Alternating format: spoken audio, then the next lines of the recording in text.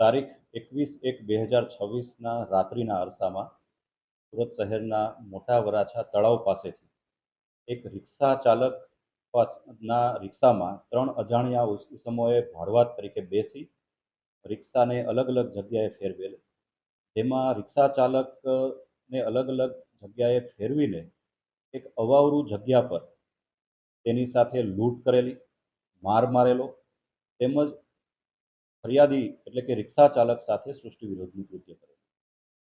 જે બનાવની ફરિયાદી દ્વારા જાણ કરવામાં આવતા ભારતીય ન્યાય સંહિતાની કલમ 309, 140(2) વગેરે કલમો હેઠળ ગુનો દાખલ કરવામાં આવેલો અને ઘટનાની ગંભીરતાને ધ્યાને રાખી સ્થાનિક ઉત્તરાણ પોલીસ સ્ટેશનની અલગ અલગ ટીમો બનાવવામાં આવેલી. આ સાથે ઝોન 5 એલસીબીની પણ ટીમ બનાવવામાં આવેલી અને અજાણ્યા ઈસમો કે જેણે આ કૃત્ય કરેલ છે તેની ઓળખાણ કરવા તેમજ તેને એરેસ્ટ કરવા માટેના વિવિધ પ્રયત્નો હાથ ધરવામાં આવે. હ્યુમન ઇન્ટેલિજન્સ તેમજ ટેકનિકલ સર્વેલન્સના આધારે વિવિધ ટીમો દ્વારા 3 આરોપીને ઓળખાણ કરવામાં આવેલી અને ટૂંક જ સમયમાં તેઓની ધરપકડ પણ કરવામાં આવેલ છે. 3 ઈસમો પૈકી એક કાયદાના સંઘર્ષમાં આવેલ કિશોર છે, તેને જે બોર્ડ તરફ મોકલી આપવામાં આવેલ છે. આ ઉપરાંત 2 ઈસમો વિજય ભોજવિયા તેમજ તેનો ભાઈ અર્જુન ભોજવિયા બંનેની ધરપકડ કરી રિમાન્ડ મેળવવામાં આવેલ છે. ભૂતકાળમાં વિજય વિરુદ્ધમાં અમરેલી પોલીસ સ્ટેશનમાં અપહરણનો પણ ગુનો દાખલ થયેલ છે.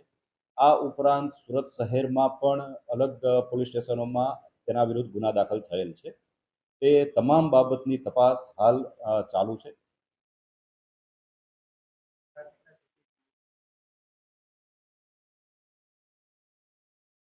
સમગ્ર ઘટનાની જાણ થતાં સુરત શહેર પોલીસના જે પોલીસ કંટ્રોલ રૂમમાં લગાવવામાં આવેલ કમાન્ડ એન્ડ કંટ્રોલ સેન્ટરમાં તમામ સીસીટીવી ફૂટેજ મેળવવાની કાર્યવાહી હાથ ધરવામાં આવેલ.